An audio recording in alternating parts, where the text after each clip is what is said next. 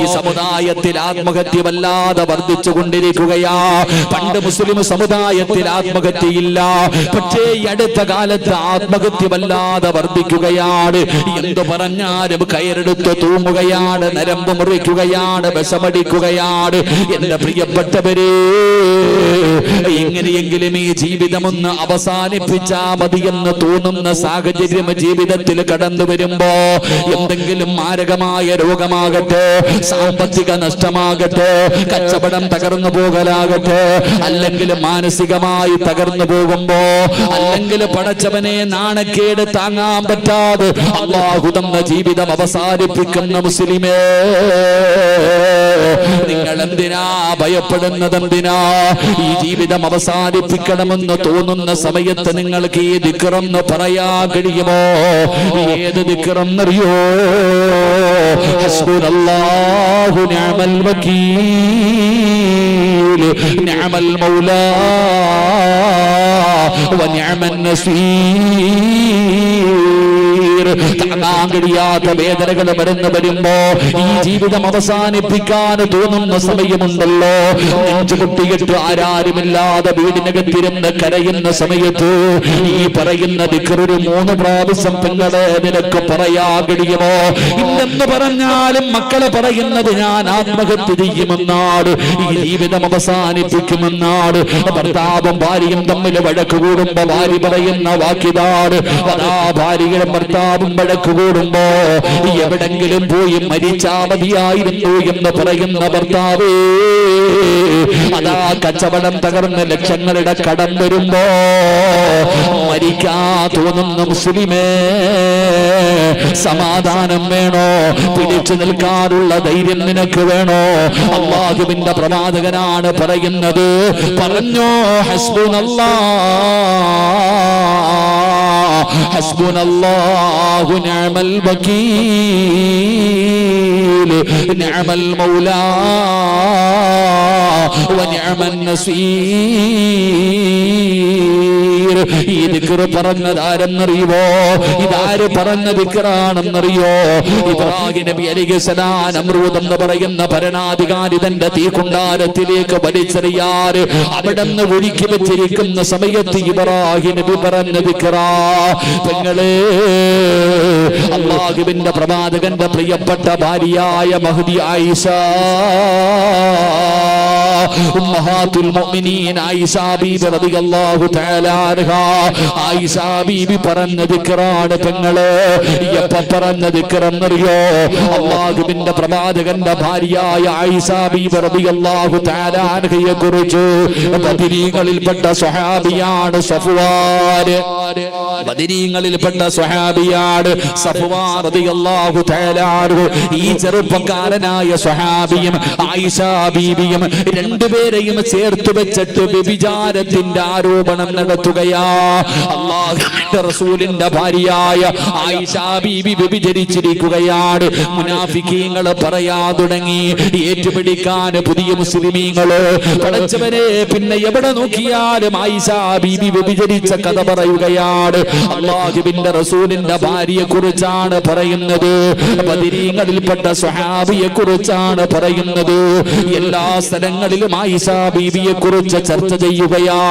അല്ലാഹുവിന്റെ പ്രവാചകൻ അറിയാ ആയിഷ നിരപരാധിയാണെന്ന്, ആയിഷ ബീബി തെറ്റ് ചെയ്തിട്ടില്ലെന്ന് അല്ലാഹുവിന്റെ റസൂലിനറിയാ. പക്ഷേ നാട്ടുകാര് മുഴുവനും പറയുകയാണ്, അല്ലാഹുവിന്റെ ഭാഗത്ത് നിന്ന് തീരുമാനം വരട്ടെ. അല്ലാഹുവിന്റെ റസൂൽ വീടിനകത്തിരുന്ന് കരയുന്ന ആയിഷ ബീബി റളിയല്ലാഹു തആല അൻഹയുടെ ചാരത്ത് റസൂലുള്ളാഹി കടന്നു വന്നിട്ട് പറഞ്ഞു, ആയിഷ, കുറച്ചു ദിവസം നീ നിന്റെ വീട്ടിൽ പോയി നിൽക്കുക ആയിഷ.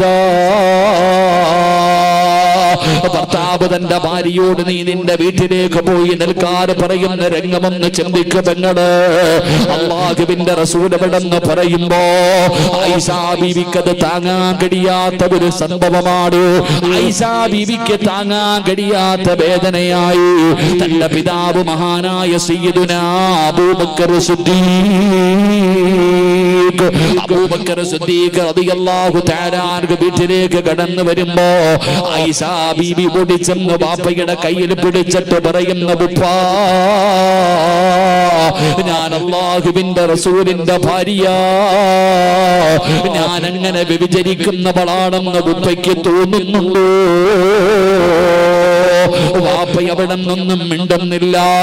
ആയിഷ ബീബി തന്റെ വീട്ടിലേക്ക് കടന്നു ചെല്ലുമ്പോ 9.5 മാസക്കാല ഗർഭം ചുമന്ന് മരണവേദനയുടെ വേദനയെന്ന് പ്രസവിച്ച തന്റെ പ്രിയപ്പെട്ട മാതാവിന്റെ ചാരത്ത് ചെന്നിട്ട് മക്കളുടെ കണ്ണ് നിറഞ്ഞ സഹിക്കാത്ത ഉമ്മയാണല്ലോ. ഉമ്മയെ കെട്ടിപ്പിടിച്ചുകൊണ്ട് പറയുന്നു, ഉമ്മ ഇവര് തെറ്റിദ്ധരിച്ചിരിക്കുകയാ ഉമ്മ, ഞാനൊരിക്കലും വ്യഭിചരിച്ചിട്ടില്ല ഉമ്മ. ആയിഷ ബീബി തന്റെ പ്രിയപ്പെട്ട മാതാവിനോട് പറയുമ്പോ ഉമ്മ പറയുന്നു, മോളെ തെളിവുകൾ മുഴുവനും നിനക്ക് എതിരാണ്. പടച്ചവനെ അല്ലാഹ് ആയിഷ ബീബി റളിയല്ലാഹു തആല അൻഹ നിന്നെ പോലെ 15, 20, 25 വയസ്സുള്ളായിരുന്ന പെങ്ങള് ചെറിയ പ്രായമാ. ആയിഷ ബീബിയെ കുറിച്ച് ഒരു നാളല്ല പറയുന്നത്. വീട്ടുകാര് മാത്രമല്ല, അയൽവാസികളെ മാത്രമല്ല, കുടുംബക്കാര് മാത്രമല്ല, ഒരു നാട്ടിലെ അധികം പേരും ആയിഷ ബീബിയെ തെറ്റിദ്ധരിച്ചുകൊണ്ട് അവിടെ നിന്ന് പറയുമ്പോ ആയിഷ എന്ന് പറയുന്ന ചെറിയ പ്രായമുള്ള അല്ലാഹുവിന്റെ പ്രവാചകന്റെ പ്രിയപ്പെട്ട ഭാര്യ നരമ്പ് മുറിച്ചില്ല, അവിടെ നിന്ന് തൂങ്ങി മരിച്ചില്ല, വിഷമെടുത്ത് കിടിച്ചില്ല, വീടിനകത്ത് കയറുകയാണ്, നിസ്താരപ്പായിക്കകത്ത് കയറുകയാണ്. ആയിഷ ബീബി എല്ലാ ദിവസവും രാവിലെ സുബഹി കഴിയുമ്പോ വീടിന്റെ വാതിൽ വന്ന് നോക്കിയിരിക്കുകയാ. എന്തിനെന്നറിയോ? അല്ലാഹുവിന്റെ റസൂല് വരുന്നുണ്ടോ, മുത്തുനബി വരുന്നതും കാത്തിരിക്കുകയാണ്. പടച്ച ആഴ്ചകള് കഴിഞ്ഞു, ദിവസങ്ങള് കഴിഞ്ഞു. ഒരു ദിവസം ആയിഷ ബീബി റളിയല്ലാഹു തആല അൻഹ അവിടുന്ന് സുബഹി നമസ്കാരം കഴിഞ്ഞു, വീടിന്റെ വാതിലിൽ നോക്കി നിൽക്കുകയാ. വീടിന്റെ വാതിലിൽ നോക്കി നിൽക്കുമ്പോ അല്ലാഹുവിന്റെ റസൂൽ ചിരിക്കുന്ന മുഖത്തോടെ കടന്നു വരികയാണ്. ആയിഷ ബീവിക്ക് മനസ്സിലായി, ഇറങ്ങി ഓടുകയാണ്. അല്ലാഹുവിന്റെ പ്രവാചകന്റെ ചാരത്ത് ചെന്നിട്ട് ചോദിക്കുന്നു, യാ റസൂലല്ലാഹ്, അല്ലാഹുവിന്റെ നബിയേ, ഞാൻ തെറ്റുകാരിയല്ലെന്ന് അല്ലാഹു പറഞ്ഞു, ഞാൻ നിരപരാധിയാണെന്ന് അല്ലാഹു പറഞ്ഞു. പരിശുദ്ധമായ ഖുർആനിൽ ആയത്തിറങ്ങിയോ, ജിബ്രീൽ 7 ആകാശം കടന്ന് ഖുർആനിന്റെ ആയത്തുമായി ഇറങ്ങി വന്നില്ലേ നബിയേ? അല്ലാഹുവിന്റെ റസൂൽ പറഞ്ഞു, ആയിഷ നീ തെറ്റ് ചെയ്തിട്ടില്ലെന്ന് പടച്ച റബ്ബ് പറഞ്ഞിരിക്കുകയാ. ആയിഷ ബീവി പറയുന്നു, എനിക്കുറപ്പായിരുന്നു നബിയേ, 7 ആകാശം കടന്ന് ഖുർആനിന്റെ ആയത്തുമായി ജിബ്രീൽ വരുമെന്ന് എനിക്കുറപ്പായിരുന്നു നബിയേ. പെങ്ങളെ എങ്ങനെയാണ് വിളിച്ചിറക്കിയതെന്നറിയുമോ? അല്ലാഹുവിന്റെ അർശിന്റെ ഭാഗത്ത് നിന്ന് ഖുർആനിന്റെ ആയത്തുമായി 7 ആകാശം കടന്ന് മദീനത്ത് മുത്തുനബിയുടെ വീടിനകത്തേക്ക് ജിബ്രീലിനെ വിളിച്ചിറക്കിയത് എങ്ങനെയെന്നറിയോ? അല്ലാഹുവിന്റെ റസൂൽ ചോദിക്കുകയാ, എങ്ങനെയാ ആയിഷ? അല്ലാഹുവിന്റെ സഹായം നിനക്ക് ലഭിക്കാറുള്ള കാരണം എന്താ? നാട്ടുകാര് മുഴുവനും നീ തെറ്റുകാരിയാണെന്ന് പറഞ്ഞപ്പോ എങ്ങനെയാ നീ പിടിച്ചു നിന്നത്? എങ്ങനെയാണ് നിന്റെ മനസ്സിന് സമാധാനം കൊടുത്തത്? ആ സമയത്താണ് ആയിഷ ബീബി റളിയല്ലാഹു തആല അൻഹ പറയുന്നത്, ഞാൻ പറഞ്ഞത് ഒരു ദിക്റാണ് നബിയേ, ഞാൻ പറഞ്ഞത് ഒരു ദിക്റാണ് നബിയേ. ഏത് ദിക്റാ ആയിഷ?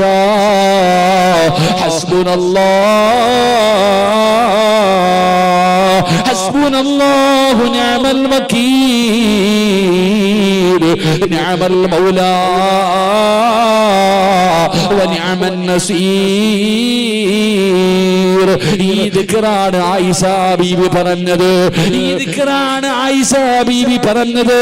ഇത് പറഞ്ഞിട്ടാ നബിയെ ഞാൻ ഈ പ്രതിസന്ധിയിൽ പിടിച്ചു നിന്നത്. എന്റെ മനസ്സിന് ധൈര്യം കിട്ടാൻ ഈ ദിക്റാണ് ഞാൻ പറഞ്ഞത് എന്ന് ആയിഷ ബീവി പറഞ്ഞു കൊടുക്കുമ്പോ ഏത് പ്രതിസന്ധിയിലും പറയാറുള്ള ദിക്റാ. ഏത് പ്രതിസന്ധിയിലും അല്ലാഹുവിന്റെ സഹായം വിളിച്ചിറക്കണോ? അല്ലാഹുവിന്റെ സഹായം നേടാനുള്ള ദിക്റാ. മഹാനായ യൂസുഫ് നബി അലൈഹിസ്സലാം തന്റെ കൂടപ്പിറപ്പുകളെ പൊട്ടക്കിണറ്റിലേക്ക് വലിച്ചെറിഞ്ഞിട്ട് യൂസുഫ് നബി അലൈഹിസ്സലാമിനെ പൊട്ടക്കിണറ്റിലേക്ക് തന്റെ കൂടപ്പിറപ്പുകളെ വലിച്ചെറിയുമ്പോ ആ പൊട്ടക്കിണറ്റിലേക്ക് ആ കിണറിന്റെ മുകളിൽ നിന്ന് താഴേക്ക് വീഴുമ്പോ യൂസുഫ് നബിയും പറഞ്ഞത്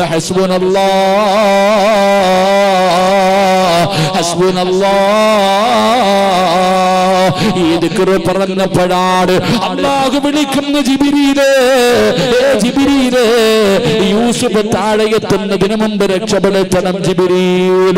എന്റെ പ്രിയപ്പെട്ടവരെ, ജിബ്രീൽ പറയുകയാണ്, എന്റെ ജീവിതത്തിൽ പ്രയാസപ്പെട്ട ചില സമയങ്ങളുണ്ട്. ആ സമയങ്ങളിൽ പെട്ട ഒരു സമയം ഏതെന്നറിയുവോ? കിണറിന്റെ മുകളിൽ നിന്ന് കൂടപ്പുറപ്പുകൾ യൂസുഫ് നബിയെ കിണറ്റിലേക്ക് വലിച്ചെറിഞ്ഞു. താഴെ പാറയാണ്.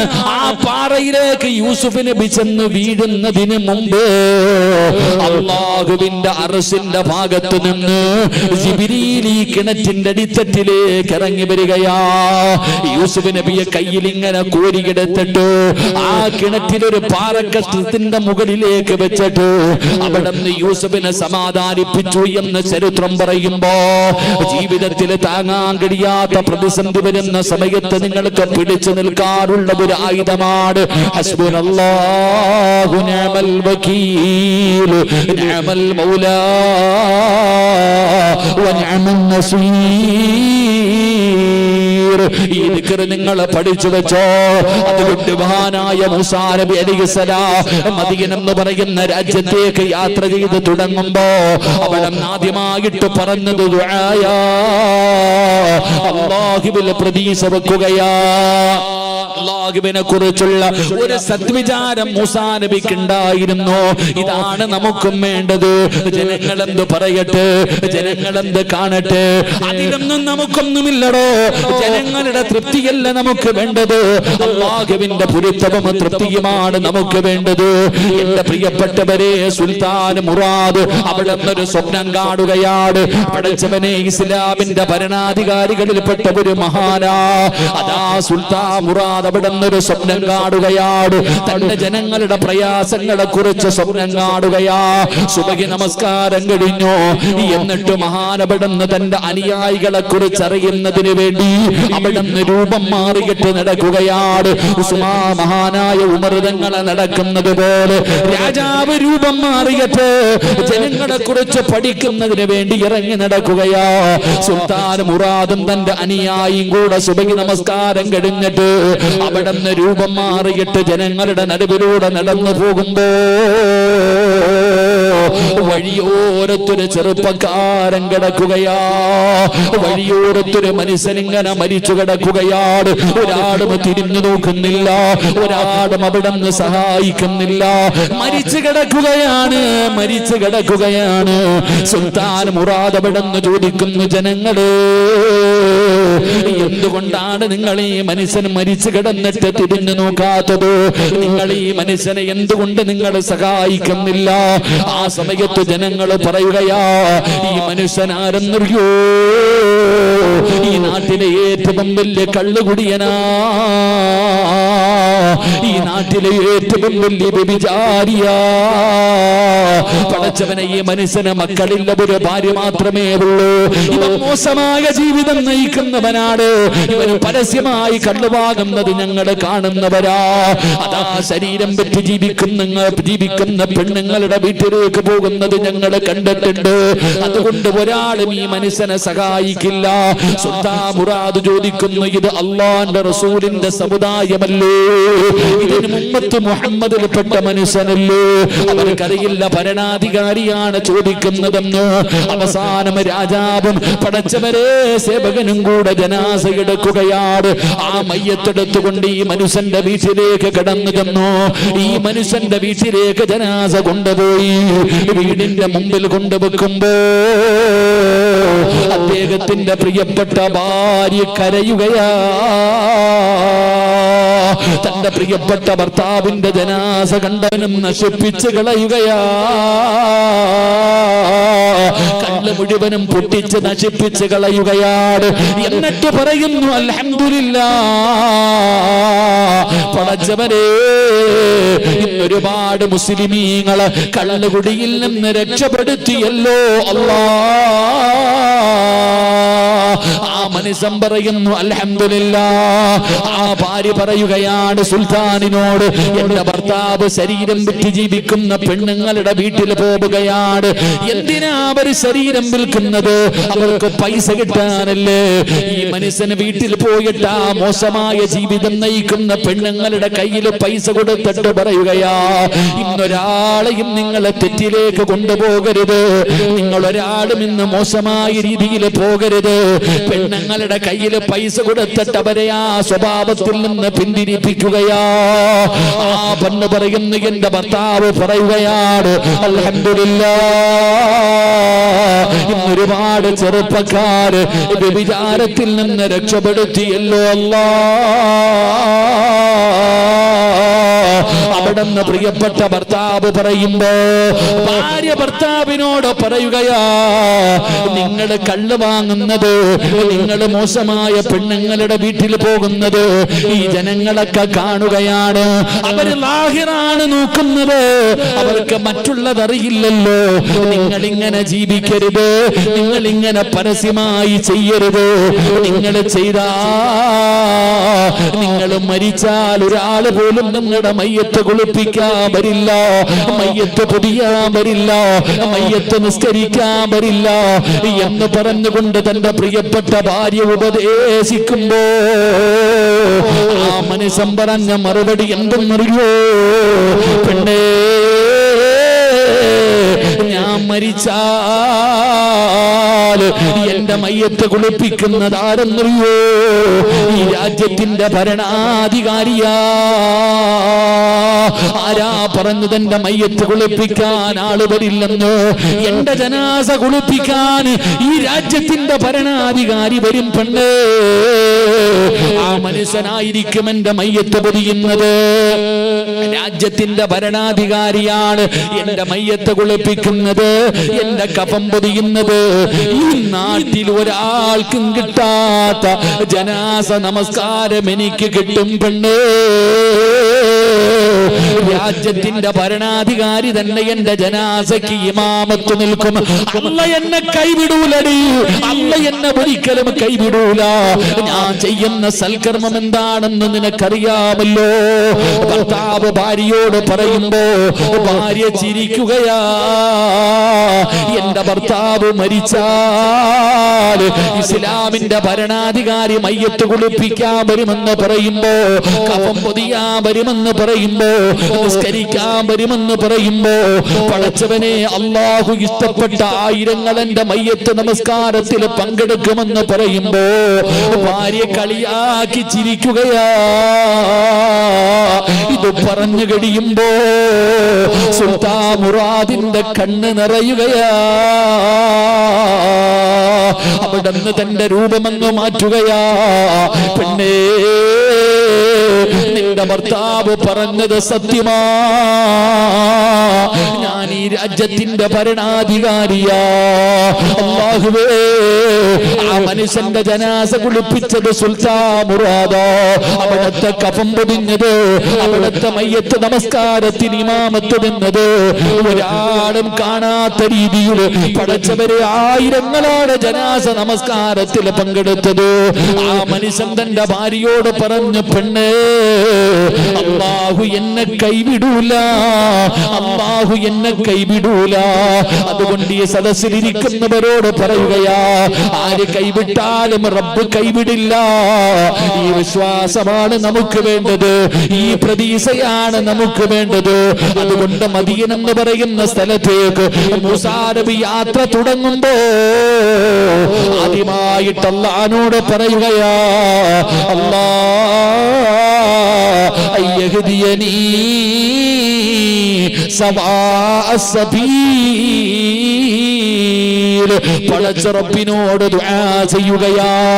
ഈ ചരിത്രത്തിൽ നിന്ന് നമ്മൾ പഠിക്കേണ്ട ഒന്നാമത്തെ പാഠം, ഏത് നല്ല കാര്യം ചെയ്യാൻ തുടങ്ങുമ്പോഴും നീ 2 റക്അത്ത് നിസ്കരിച്ചിട്ട് ദുആ ചെയ്യടേ.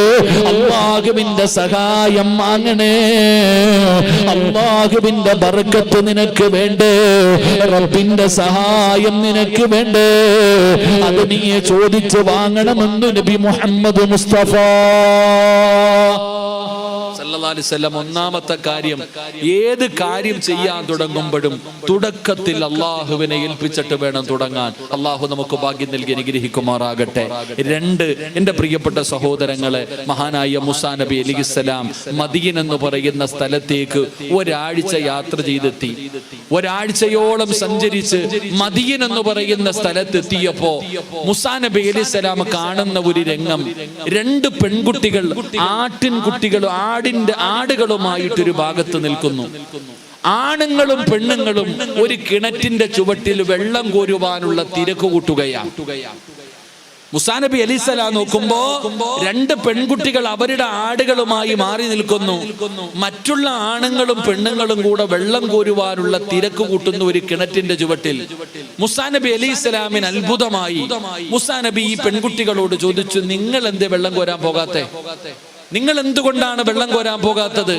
അപ്പൊ ആ പെൺകുട്ടികൾ പറഞ്ഞു, ഞങ്ങൾക്ക് ഈ ആണുങ്ങളുടെ ഇടയിൽ പോകാനൊരു മടി. ഈ ആണുങ്ങളുടെ ഇടയിലേക്ക് കയറി ഇടകലർന്നുകൊണ്ട് ഈ ആണുങ്ങളുടെ ഇടയിലേക്ക് പോകാൻ ഞങ്ങൾക്ക് ലജ്ജയാ. അതുകൊണ്ടാണ് ഞങ്ങൾ മാറി നിൽക്കുന്നത്. ഞങ്ങളുടെ വീട്ടിൽ ആണുങ്ങൾ ആരുമില്ല, ഉള്ളതൊരു പിതാവാ. ആ പിതാവ് പ്രായം ചെന്ന മനുഷ്യനാ. എന്റെ പ്രിയപ്പെട്ട സഹോദരങ്ങളെ, മൂസാ നബി അലൈഹിസ്സലാമിന് ഇത് കേട്ടപ്പോ മൂസാ നബിക്ക് പടച്ചവനെ അവിടെ നിന്ന് തോന്നി, അല്ലാഹു ഇവരെ ഒന്ന് സഹായിക്കണമല്ലോ, ഈ പെൺകുട്ടികളെ ഒന്ന് സഹായിക്കണമല്ലോ. മൂസാ നബി അലൈഹിസ്സലാം അവസാനം ഈ പെൺകുട്ടികളോട് പറഞ്ഞു, ഞാൻ നിങ്ങളെ സഹായിക്കാമെന്ന് പറഞ്ഞുകൊണ്ട് മൂസാ നബി അലൈഹിസ്സലാം ഈ പെൺകുട്ടികൾക്ക് അവരുടെ മൃഗങ്ങൾക്ക് കുടിക്കുവാനുള്ള വെള്ളമെടുക്കാനുള്ള സൗകര്യം ചെയ്തു കൊടുത്തു എന്ന് അള്ളാഹുവിന്റെ വിശുദ്ധമായ ഖുർആൻ പറയുകയാ. എന്റെ പ്രിയപ്പെട്ട സഹോദരങ്ങളെ, അള്ളാഹുവിന്റെ വിശുദ്ധമായ ഖുർആൻ ഈ ചരിത്രം പറയുമ്പോ ഇതിനകത്ത് നിന്ന് നമുക്ക് പഠിക്കാൻ കിട്ടുന്ന 2ാമത്തെ കാര്യം, മൂസാ നബി അലൈഹിസ്സലാം ഒരു നാട്ടിൽ നിന്നും മറ്റൊരു നാട്ടിലേക്ക് വളരെ പ്രയാസപ്പെട്ട് ആഴ്ചകളോളം യാത്ര ചെയ്ത് കഷ്ടപ്പെട്ട് ദുരിതം അനുഭവിച്ച വന്നേ. പക്ഷേ തന്റെ കണ്ണിന്റെ മുന്നിൽ 2 പെൺകുട്ടികൾ പ്രയാസപ്പെടുന്നത് കണ്ടപ്പോൾ തന്റെ പ്രയാസങ്ങൾ മുഴുവനും മറന്നിട്ട് ആ പെൺകുട്ടികളെ സഹായിക്കാൻ മഹാനായ മൂസാ നബി അലൈഹിസ്സലാം അവിടുന്ന് തയ്യാറായി. ഈ ഒരു ഗുണമാണ് എനിക്കും നിങ്ങൾക്കും വേണ്ടത്. അള്ളാഹു നമുക്ക് ഈമാൻ നൽകി അനുഗ്രഹിക്കുമാറാകട്ടെ. എന്റെ പ്രിയപ്പെട്ടവരെ, നമുക്ക് പ്രയാസമുള്ള സമയം, പൈസ ഉള്ള സമയത്ത് കൊടുക്കുന്നതിനേക്കാളും പ്രതിഫലമാ നീ പൈസയ്ക്ക് ആവശ്യമായിരിക്കുന്ന സമയത്ത് കൊടുക്കുക. ഇല്ലാത്ത സമയത്ത് ഉള്ളതിൽ പങ്കു കൊടുക്കുക. ഒരുപാടുള്ള സമയമല്ലടോ. അതുകൊണ്ടല്ലേ നബി തങ്ങൾ പറഞ്ഞത്, ഒരു കാരക്കയെ നിന്റെ കയ്യിലുള്ളൂ, ഒരു ഈത്തപ്പഴമേ നിന്റെ കയ്യിലുള്ളൂ, ആ ഈത്തപ്പഴത്തിന്റെ പകുതി നീ സദഖ കൊടുത്തിട്ട് നരകത്തിൽ നിന്ന് രക്ഷപ്പെടണേ എന്ന് നബിയുനാ റസൂലുള്ളാഹി സ്വല്ലല്ലാഹു അലൈഹി വസല്ലം. എന്റെ പ്രിയപ്പെട്ട സഹോദരങ്ങളെ, നമ്മുടെ വീടിന്റെ മുന്നിൽ എത്രയോ പാവങ്ങൾ വരുന്നു, എത്രയോ യതീമീങ്ങൾ വരുന്നു, എത്രയോ രോഗികൾ വരുന്നു, പാവപ്പെട്ടവർ വരുന്നു. നമ്മൾ തിരിഞ്ഞു നോക്കാറില്ല, നമ്മളവരെ പരിഗണിക്കാറില്ല, അവരെ നാം സഹായിക്കാറില്ല. പരിശുദ്ധമായ വലിയ പെരുന്നാൾ നമ്മളിലേക്ക് കടന്നു വരുന്നു. നമ്മുടെ കുടുംബത്തിൽ തന്നെ എത്രയോ പേര് വസ്ത്രം വാങ്ങാനില്ലാത്തവർ, ജോലിയില്ലാത്തവർ, വളരെ രോഗികളായി കിടക്കുന്നവർ. നമുക്കവരെ സഹായിക്കാനുള്ള ഒരു മനസ്സ് നമുക്കുണ്ടാകണം. അള്ളാഹു നമുക്ക് ഭാഗ്യം നൽകി അനുഗ്രഹിക്കുമാറാകട്ടെ. എന്റെ പ്രിയപ്പെട്ടവരെ, മഹാനായ നബിയുനാ റസൂലുള്ളാഹി സ്വല്ലല്ലാഹു അലൈഹി വസല്ലമ തങ്ങൾ, അള്ളാഹുവിന്റെ പ്രവാചകൻ അവിടെ നിന്ന് പറയുകയാ, ഇബ്നു ഉമർ റളിയല്ലാഹു തആല അൻഹു അന്ന റജുലൻ ജാഅ ഇലാ നബി സ്വല്ലല്ലാഹു അലൈഹി വസല്ലം ഫഖാല യാ റസൂലല്ലാഹ് അയ്യുന്നാസി അഹബ്ബു ഇലല്ലാഹ് അയ്യുൽ അഅമാലി അഹബ്ബു ഇലല്ലാഹ്. അല്ലാഹുവിന്റെ പ്രവാചകൻ സ്വല്ലല്ലാഹു അലൈഹി വസല്ലമ തങ്ങളോട് മുത്തുനബിയോട് ചോദിക്കുന്നു, നബിയേ, ജനങ്ങളിൽ അല്ലാഹുവിന് ഏറ്റവും ഇഷ്ടപ്പെട്ടത് ആരെയാണ് നബിയേ? ജനങ്ങളിൽ അല്ലാഹുവിന് ഏറ്റവും ഇഷ്ടപ്പെട്ട ആളാരാണ്? ജനങ്ങളിൽ ആരെയാണ് അല്ലാഹുവിന് ഏറ്റവും കൂടുതൽ ഇഷ്ടം? എന്നിട്ട് ചോദിക്കുകയാണ്, അല്ലാഹുവിന് ഏറ്റവും ഇഷ്ടപ്പെട്ട സൽക്കർമ്മമേതാ? കേൾക്കടോ, പള്ളി കെട്ടിക്കൊടുക്കലല്ല, പള്ളി കെട്ടിക്കൊടുക്കലല്ല എന്റെ പ്രിയപ്പെട്ട മുസ്ലിമേ. അല്ലാഹുവിന്റെ പ്രവാചകൻ അവിടെന്ന് പറയുകയാണ്, അല്ലാഹുവിന് ജനങ്ങളിൽ ഏറ്റവും ഇഷ്ടപ്പെട്ട മനുഷ്യനാരെന്നറിയോ? അല്ലാഹുവിന് ഏറ്റവും ഇഷ്ടപ്പെട്ട സൽക്കർമ്മം ഏതെന്നറിയോ? വിശക്കുന്നവന് ഭക്ഷണം കൊടുക്കടോ മുസ്ലിമേ. രോഗിയായി കിടക്കുന്നവനെ സഹായിക്കടോ, മരുന്ന് വാങ്ങിക്കൊടുക്കടോ. വിവാഹപ്രായം കഴിഞ്ഞ യതീമായ പെൺമക്കള് വിവാഹ ജീവിതം സ്വപ്നം കണ്ടുകൊണ്ട് കഴിയുമ്പോ ആ പാവപ്പെട്ട പെൺകുട്ടികളുടെ വിവാഹത്തിന് വേണ്ടി നിന്നെ കൊണ്ട് ചെയ്യാൻ കഴിയുന്നത് നിനക്ക് ചെയ്യാൻ കഴിയുമോ? ലക്ഷങ്ങളുടെ കടം വന്നിട്ട് പടച്ചവനെ എന്ത് ചെയ്യണമെന്നറിയാതെ കണ്ണുനീര് കുടിക്കുന്ന പാവങ്ങളുണ്ടല്ലോ, ആ പാവപ്പെട്ടവനെ നിനക്കൊന്ന് സഹായിക്കാൻ കഴിയുമോ? ഒരു വാക്കുകൊണ്ട്, ഒരു നോട്ടം കൊണ്ട്, ഒന്ന് നടക്കല് കൊണ്ട് നിനക്ക് ഏതെങ്കിലും ഒരു മുസ്ലിമിനെ സഹായിക്കാൻ കഴിഞ്ഞ അത് അല്ലാഹുവിന് ഏറ്റവും കൂടുതൽ ഇഷ്ടമുള്ള നന്മയാ. കാരുണ്യ പ്രവർത്തനം നടത്തുന്നത് അത് അല്ലാഹുവിന് ഏറ്റവും ഇഷ്ടപ്പെട്ട ആൾക്കാരാ. അതുകൊണ്ടാണ് അല്ലാഹുവിന്റെ പ്രവാചകൻ പറഞ്ഞത്, മദീനത്ത് പോകാൻ കൊതിക്കുന്നവരാണല്ലോ, അല്ലാഹുവിന്റെ പ്രവാചകന്റെ മസ്ജിദ് നബവി കാണാൻ കൊതിക്കുന്നവരാണല്ലോ, അവിടെയല്ലേ ദുനിയാവിലെ സ്വർഗ്ഗം കിടക്കുന്നത്, അവിടെയല്ലേ ദുനിയാവിലെ സ്വർഗ്ഗം കിടക്കുന്നത്. ആ മസ്ജിദ് നബവിയിലല്ലേ അല്ലാഹുവിന്റെ പ്രവാചകന്റെ റൗള കിടക്കുന്നത്. ആ മദീനത്തെ പള്ളിയിൽ പോകാൻ കൊതിക്കുന്ന മുസ്ലിമേ, അല്ലാഹുവിന്റെ പ്രവാചകൻ പറയുകയാണ്, ഒരു മുസ്ലിമായ മനുഷ്യനെ സഹായിക്കാൻ പൈസ കൊടുക്കുന്നതിന്റെ പ്രതിഫലമല്ല, എടോ ഒരു മുസ്ലിമായ മനുഷ്യനെ സഹായിക്കാൻ അവന്റെ കൂടെയൊന്ന് നടക്കലോ, അവന്റെ കൂടെ ഒരു നിമിഷം ചെലവഴിക്കലോ എന്റെ മസ്ജിദ് നബവിയില് ഒരു മാസക്കാലം ഇഅ്തികാഫിരിക്കുന്നതിനേക്കാൾ ശ്രേഷ്ഠതയുണ്ടെന്ന് നബി മുഹമ്മദ് മുസ്തഫ സല്ലല്ലാഹു അലൈഹി വസല്ലമ തങ്ങൾ പറയുകയാ, ഒരു പാവപ്പെട്ടവൻ നിന്റെ മുന്നിലേക്ക് കടന്നു വന്നപ്പോ ആ മനുഷ്യനെ ഒന്ന് സഹായിക്കാറ്, ആ മനുഷ്യനെ ഏതെങ്കിലും ഒരു പണക്കാരന്റെ വീട്ടിലേക്ക് കൊണ്ടുപോയി, അല്ലെങ്കിൽ സദക്ക ചെയ്യുന്ന ഒരാളുടെ വീട്ടിലേക്ക് കൊണ്ടുപോയി, അല്ലെങ്കിൽ അവന്റെ ആവശ്യവുമായി ആരോടെങ്കിലും ഒന്ന് സംസാരിക്കുന്നതിന് വേണ്ടി നീ ഒന്ന് നടന്നുപോയി, അല്ലാഹു നിനക്ക് തരുന്ന പ്രതിഫലം എന്തെന്നറിയോ? റസൂലുള്ളാഹി തങ്ങളുടെ റൗള കിടക്കുന്ന മസ്ജിദുൻ നബവി ഉണ്ടല്ലോ, ആ പള്ളിയിൽ ഒരു മാസക്കാലം ഇഅ്തികാഫിരിക്കുന്നതിനേക്കാളും ശ്രേഷ്ഠതയാ. അതുകൊണ്ടാണ് അല്ലാഹുവിന്റെ റസൂൽ പറഞ്ഞത്, ആൾക്കാര് നാളെ ഉറച്ചു നിൽക്കുമെന്നാ. അല്ലാഹുവിന്റെ പരലോകത്ത്, അല്ലാഹുവിന്റെ കോടതിയില് പഠിച്ചവരെ നീയറപ്പിന്റെ കത്തിച്ചെമ്പിന്റെ തറയില്ലെന്ന് ജനങ്ങൾ ഭയക്കുന്ന ദിവസമുണ്ടല്ലോ, ആ ഭയാനകമായ ദിവസത്തില് അല്ലാഹു അവനെ രക്ഷപ്പെടുത്തുമെന്ന് നബി മുഹമ്മദ് മുസ്തഫ സല്ലല്ലാഹു അലൈഹി വസല്ലമ തങ്ങൾ പറയുമ്പോ, വീട്ടിലേക്ക് വരുന്ന പാവപ്പെട്ടവനെ ആട്ടി ഓടിക്കുന്നവര്, ഗേറ്റ് തുറക്കാത്തവര്, വാതില് തുറക്കാത്തവര്, വീട്ടിന്റെ മുന്നിൽ വരുന്നവനെ കളിയാക്കിയിട്ടവിടെന്ന് ഇറക്കി വിടുന്നവര്, അല്ലാഹുവിന്റെ റസൂല് പറഞ്ഞതെന്തെന്നറിയോ? ഈ നാട്ടിലെ പണക്കാരെ നിങ്ങൾക്ക് എല്ലാവർക്കും പരിചയമുണ്ട്, ഈ നാട്ടിലെ പാവപ്പെട്ടവനാരാണെന്ന് നിനക്കറിയില്ലല്ലോ, എങ്കിൽ അല്ലാഹുവിന്റെ റസൂല് പറയുകയാ, പണക്കാരെ സ്നേഹിക്കുന്നവരെ, സമ്പന്നന്മാരെ സ്നേഹിക്കുന്നവരെ, പാവപ്പെട്ടവരെ തിരിഞ്ഞു നോക്കാത്തവരെ, അല്ലാഹുവിന്റെ റസൂല് പറഞ്ഞതെന്തെന്നറിയോ? യാ യാചിച്ചു വരുന്നവനെ സ്നേഹിക്കണേ സഹാബാ. പാവപ്പെട്ടവനെ നിങ്ങൾ സ്നേഹിക്കൂ. നിന്റെ വീടിന്റെ മുന്നിൽ കൈനീട്ടി വരുന്നവൻ, രോഗിയായി കിടക്കുന്നവൻ, ആ പാവപ്പെട്ടവനെ നീ സ്നേഹിക്കൂ. ആ പാവപ്പെട്ടവനെ നീ സ്നേഹിക്കൂ. അല്ലാഹുവിന്റെ പ്രവാചകൻ അവിടെന്ന് പറയുമ്പോ സഹാബത്ത് ചോദിക്കുന്നു, യാ റസൂലല്ലാഹ്, പാവപ്പെട്ടവരെ സ്നേഹിച്ചാൽ എന്ത് പ്രയോജനമാണ് നബിയേ? യാചിച്ചു വരുന്നവരെ സ്നേഹിച്ചാല്, യാചിച്ചു വരുന്നവരെ നമ്മൾ സ്നേഹിക്കണം, അവരെ നമ്മൾ പരിചയപ്പെടണം, നമുക്ക് പ്രയോജനമുണ്ടെന്ന് നബിയിനാ റസൂലുള്ളാഹി സ്വല്ലല്ലാഹു അലൈഹി വസല്ലം. വീട്ടിൽ യാചിക്കാൻ വരുന്നവനെ പരിചയപ്പെടണം. ഈ നാട്ടിലെ പണക്കാരനാണെന്ന് വെച്ചാൽ എല്ലാവർക്കും അറിയാം, എന്നാ പാവപ്പെട്ടവൻ ആരും അറിയില്ല. ഞാൻ പറയുന്ന നബിതങ്ങൾ പറയുകയാ, നിന്റെ വീട്ടിൽ യാചിക്കാൻ വരുന്നവനുമായിട്ട് സ്നേഹബന്ധത്തിലാകണം, അവനെ നീ പരിചയപ്പെടണം. സഹാബത്ത് ചോദിച്ചു, പരിചയപ്പെട്ടാലുള്ള പ്രയോജനം എന്താ? നിനക്ക് പ്രയോജനമുണ്ടെന്ന് നബിയിനാ റസൂലുള്ളാഹി. ഉറക്ക നബിയിനാ റസൂലുള്ളാഹി, നബിയിനാ റസൂലുള്ളാഹി. നിർത്തറായോ? 10:40 ഇൻഷാ അല്ലാഹ്. അൽഹംദുലില്ലാഹ്, ഒരു 20 മിനിറ്റ് കൂടെ ഉണ്ട്. അല്ലാഹു ഈമാൻ നൽകുമാറാകട്ടെ. പാവപ്പെട്ടവനെ യാചിക്കാൻ വരുമല്ലോ, ഗേറ്റ് തുറക്കൂല, ഗേറ്റ് തുറക്കൂല, ബെല്ലടിച്ചാ വാതിൽ തുറക്കൂല. ഒന്നുമില്ല, ഒന്നുമില്ല, ആട്ടി ഓടിക്ക, ഇറക്കി വിട, ഒന്നുമില്ല. എങ്കിലും നബിതങ്ങൾ പറഞ്ഞു, നീ അവനെ പരിചയപ്പെട്. അവനെ പരിചയപ്പെട്ടാൽ നിനക്ക് പ്രയോജനമുണ്ട്. എന്താ പ്രയോജനം? എന്താ പ്രയോജനം? ഈ യാചിക്കാൻ വരുന്നവൻ ഗതികേട് കൊണ്ടല്ലേ വരുന്നേ? ഇല്ലാത്തത് കൊണ്ടല്ലേ? വേറെ ഒരു ഗതിയില്ലാത്തത് കൊണ്ടല്ലേ? എടാ, നിന്നെ പോലെ ആ മനുഷ്യനും ഭാര്യയുണ്ട്, മക്കളുണ്ട്, അഭിമാനമുണ്ട്, എല്ലാം ഉണ്ട്. എന്നിട്ടും അവൻ ഗതികേട് കൊണ്ടാ വരുന്നത്.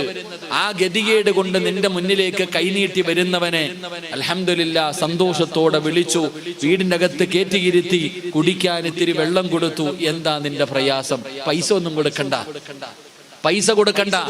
ആ വന്നവനെ വിളിച്ച് വീടിനകത്ത് കയറ്റി കുടിക്കാൻ ഇത്തിരി വെള്ളം കൊടുത്തു. അവന്റെ പ്രയാസം എന്താണെന്ന് കേട്ടു.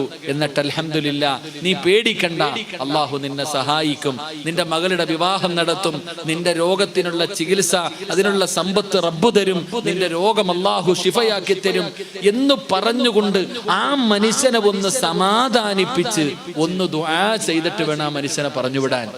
ആരെ മറന്നാലും അവൻ ആ മനുഷ്യനെ മറക്കൂല.